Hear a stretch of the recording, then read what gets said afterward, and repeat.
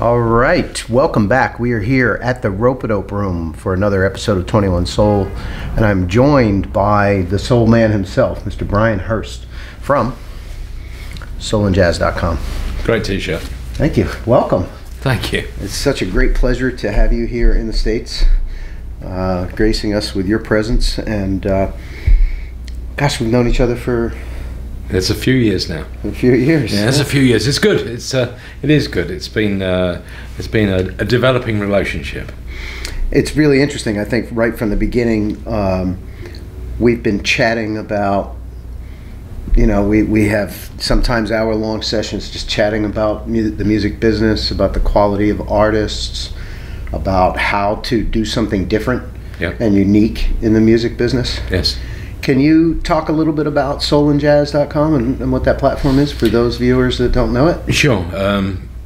Where we are now, 9.5 years in, and it's been I think for certainly the first 5 years, I would affectionately refer to it as a labour of love, and difficult to get it through those formulative years.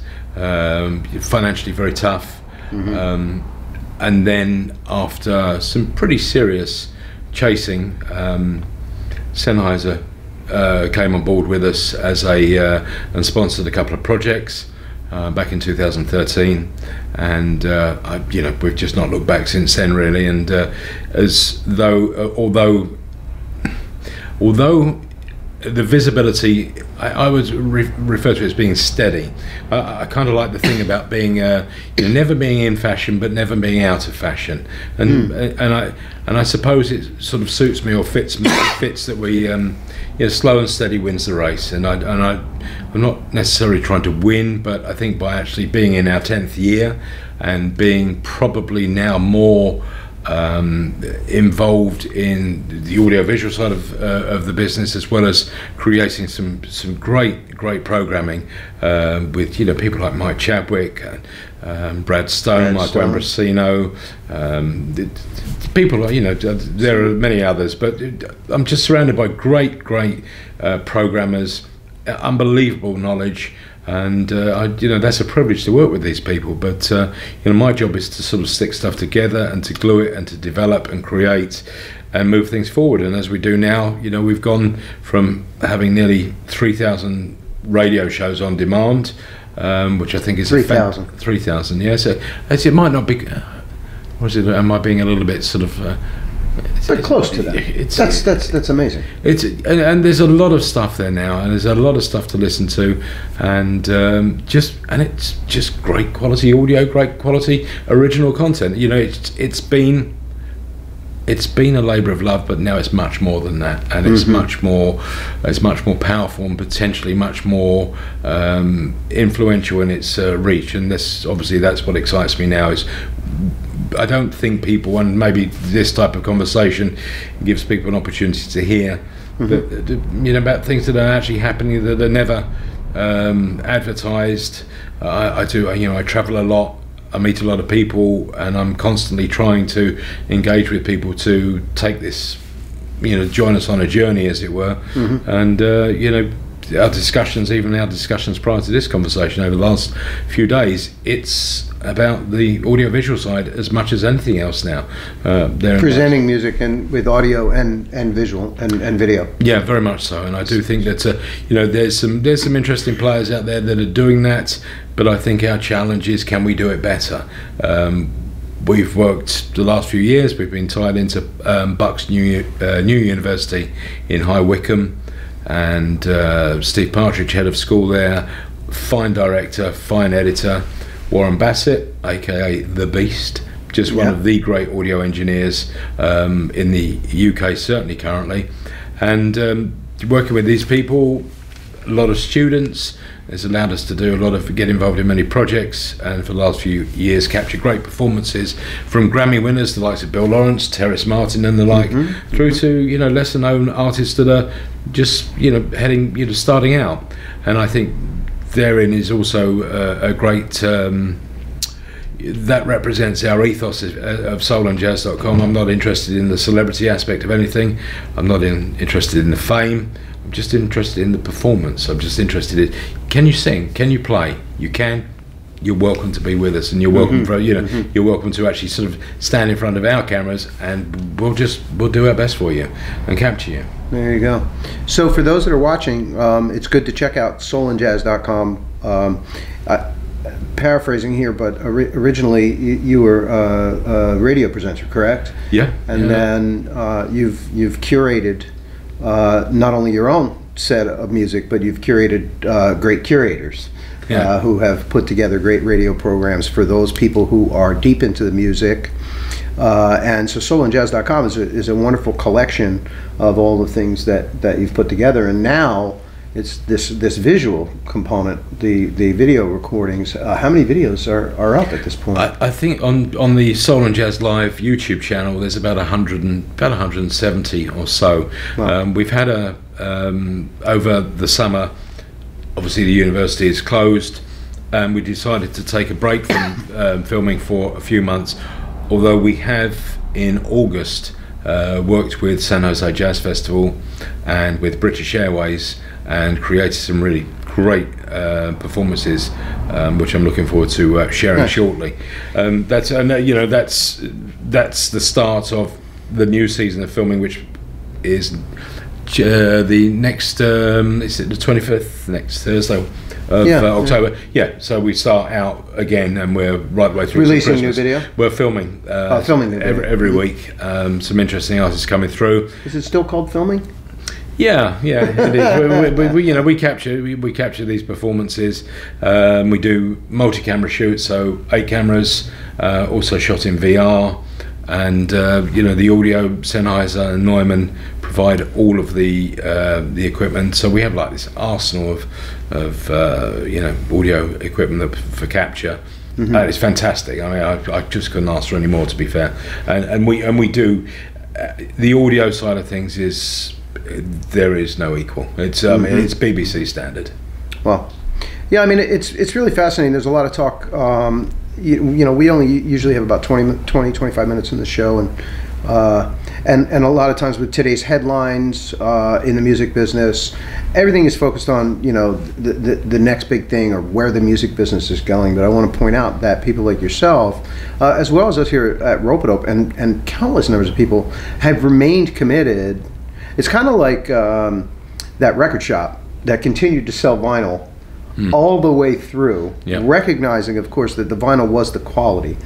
Even though CDs took off, and then digital downloads, and everyone's talking about the next big thing in the music business. Meanwhile, there are people continuing to curate quality and to stay focused on not just quality musicianship, but also quality craftsmanship of curating. And that's what I feel that Soul and Jazz is doing, and that's why we have connected so well, because I think Ropeadope, while we do try to stay present in the social media world and on the cutting edge, there's also still this dedication to the craft of audio, regardless of the fact that it's not the next big thing.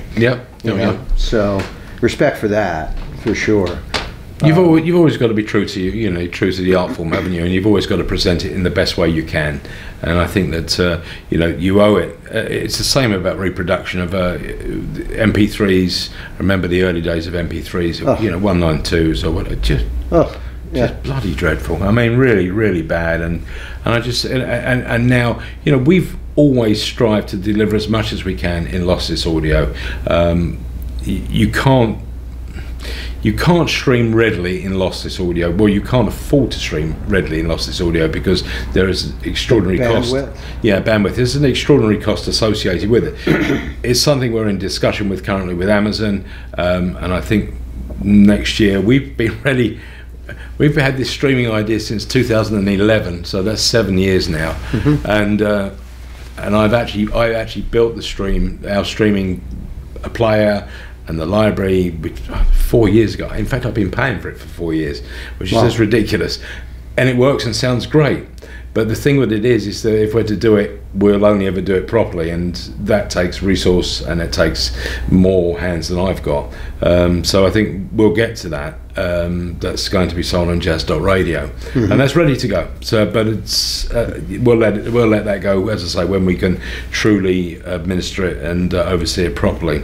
But I do think there is this kind of, the whole Lossless audio thing. There's so many. If you're representing an artist's repertoire, performance, it's you have to present it with integrity. You have to present it in a way that an artist would thank you for actually caring about the sound, because somebody once famously said to me that about how bad something sounded. He said it sounded like it came through a sock full of wet kippers. It's just like, and I've heard, you remember the internet stations like in the early incarnation, and I remember back in the 90s listening to some. I remember I used to listen to WBLS in New York from East London. As much as the music was great, the sound was dreadful, and we've moved on terrifically since then, and now there's just no excuse for anything but best quality. So two questions I have around that. So I just want to explain. Can you compare what a person would hear on vinyl, say back in pre-digital age, or early digital age, when you say lossless audio? Okay, lossless is the pure file format. It's an old technology, a WAV file, WAV format, and it's an old technology, and you can't do metadata with it. It is purely an audio file, and it's the original capture, if you like. There are different degrees, obviously.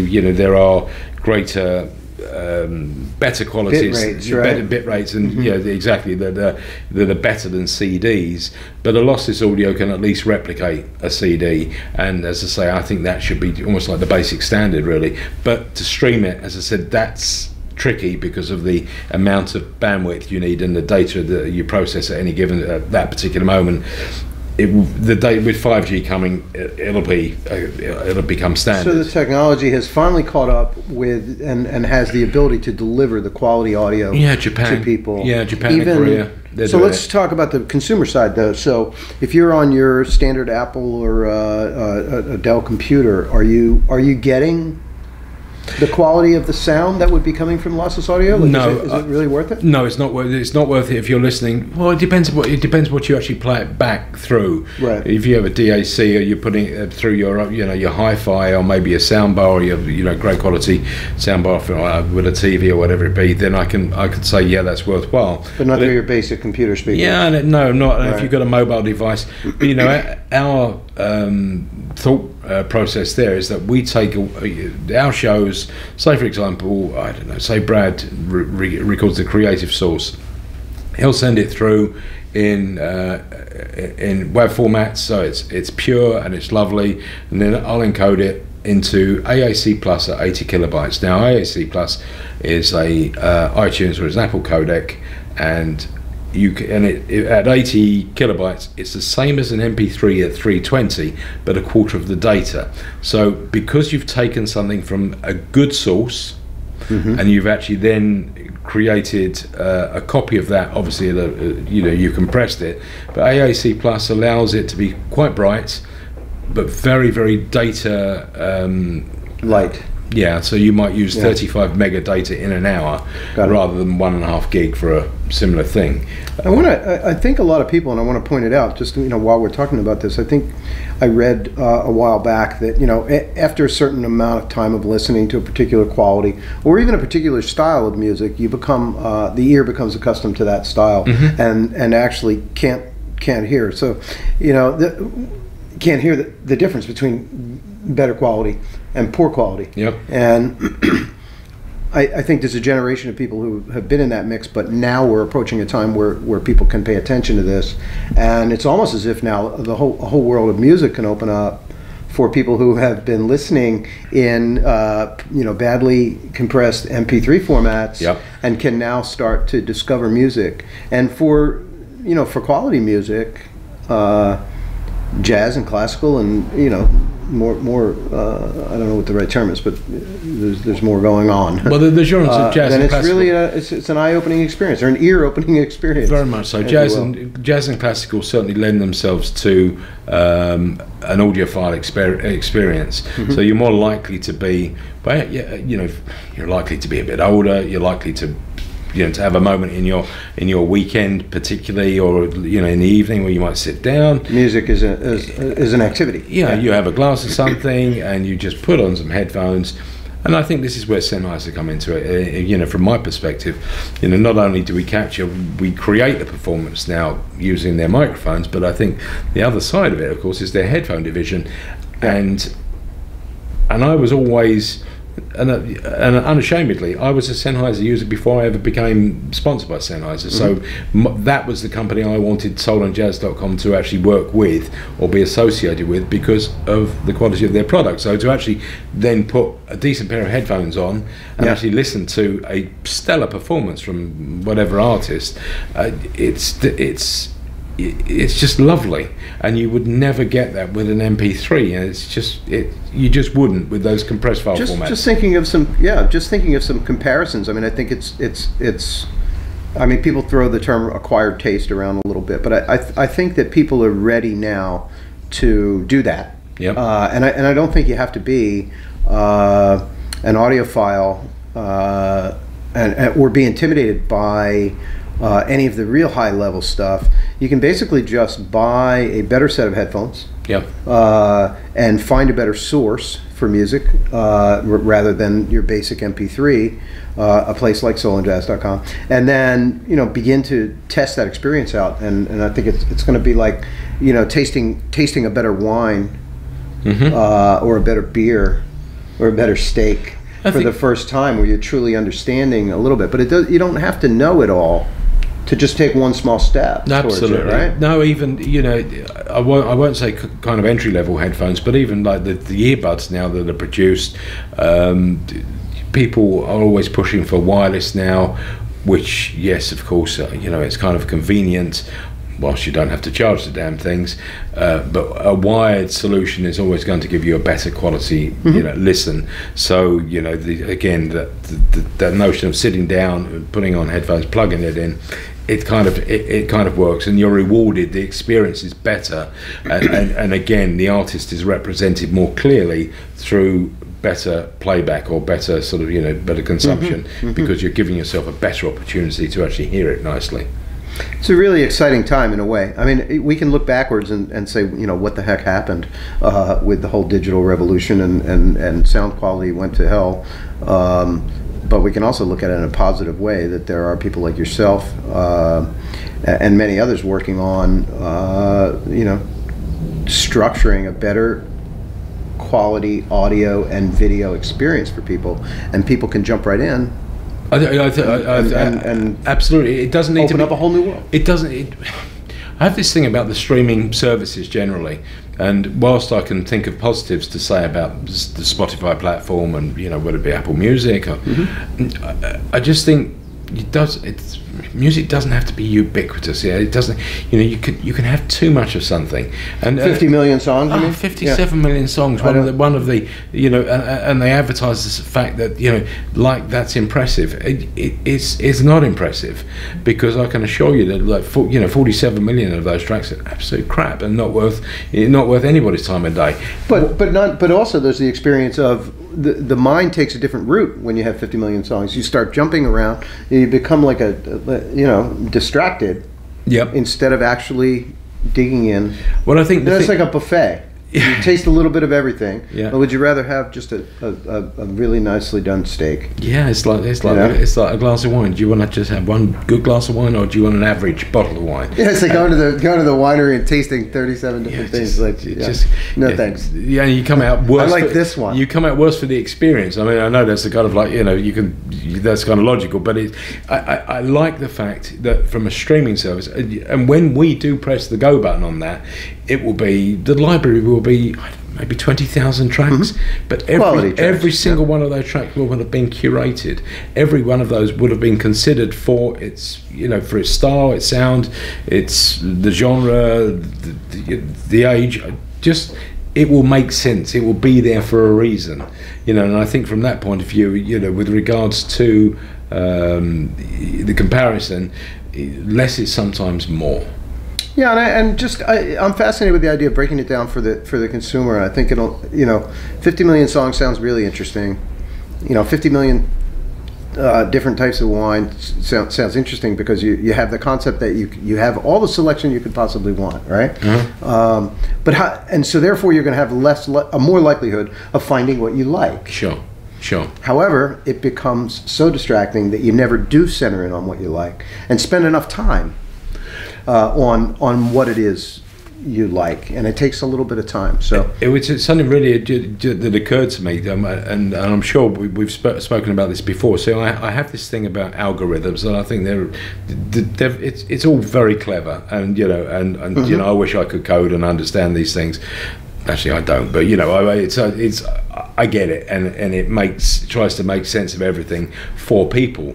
But what I really like is then when a 50-something or a 60-something or a 70-something year old person who actually lived, say, the disco era, or lived the sort of, like, you know, Donny Hathaway and Hurst and Stevie and stuff back in the early 70s, you know, protest songs, things that was, you know, social commentary and stuff. Right. And you can actually take something from then, and you can look at something, or maybe what would be another example? Ed Motta, the Brazilian guy. You know what he listened to as growing up, because you can learn from. Yeah, he obviously was influenced by music from the 70s. Thundercat, you know, Thundercat listened to the Isley Brothers a lot, but an algorithm will never tell you that. But an experienced curator, selector, DJ, broadcaster, they know. 50 years, 60 years old, 70 years old, they lived it, they understand it, they know it, they feel it. And that's, so experience in this business, and an experienced curator, you know, that makes a lot of sense, and that makes for a good listening experience. I agree, and I think from the consumer side of the algorithm, you may think you have everything you want, but you will never know what you're missing. Absolutely. If you haven't dug in with a curator. Our algorithms are very random, and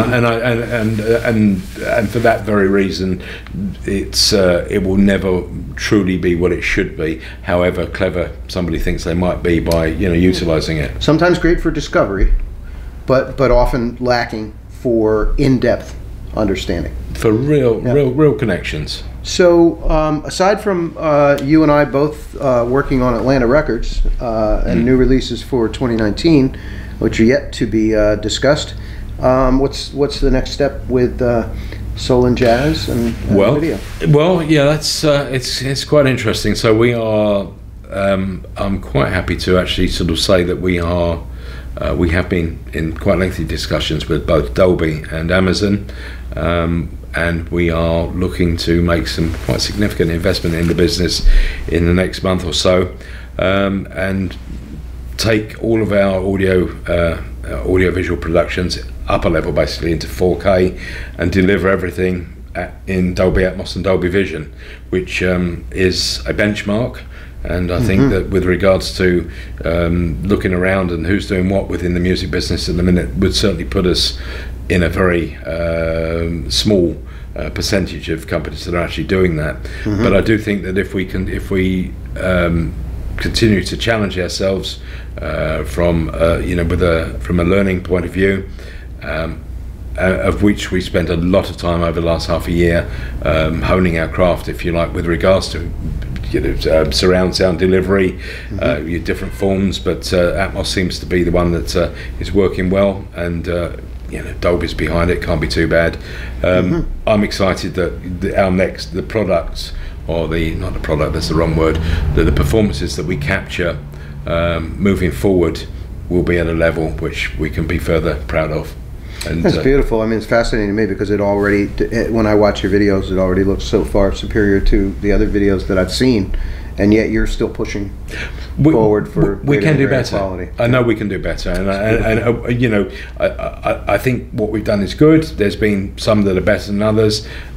Generally, though, I feel very proud of what everybody's contributed so far, and what I really like about it is because we took a very clear standpoint at the beginning, in as much as we chose not to monetize it. We agreed with the artist that we would put it in, you know, to create the YouTube channel, which in turn feeds soulandjazz.tv. And people, and I won't name the artists, but I know that some of the artists have used those videos and they've gone to festival bookers and, you know, different agents, and they've taken those videos and said, look, this is me. This is a performance. This is not it's not a music video to sell a song, to sell an album. This is a performance that was captured, and they got the gig because they proved that they can stand up there and just, they can do it. They can sing, they can play, whatever, and that just fills my heart with joy when somebody's actually really leveraging their art form, because they've worked with us, we've created something, we've captured that moment, and then they've run with it and really enhanced their reputation or their performance or their ability then to go and get a gig. And I think that's smart, and I like that very much. Not to mention getting more eyes and ears on their music, and people stream that as well. Well, Terrace's video, Terrace Martin, Think of You, 106,000 views. Now, you in kind of like YouTube terms, you say 106,000. It's not 5 million, but hold on, it's 106,000 views, and the average time for that video is pretty much the full length of the video. The full length of the video, yeah. Which so is the quality of the experience again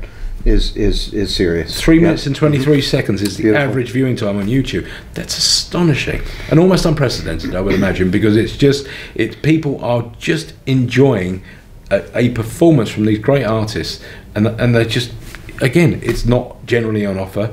We try and put it in front of people, and they are consuming it and they are appreciating it. Awesome. Well, I think we're already towards the end. I want to say that happens fast, doesn't it? It's not unusual for me, actually. Once you get me going. Yeah. Well, same here. We're trying to keep it digestible for people at a half hour, but. From one person in the music business to another, thank you for all the work that you do and support of artists. You're a smashing fella. Looking forward to great new things in 2019. More stuff, indeed. soulandjazz.com, folks. Check it out.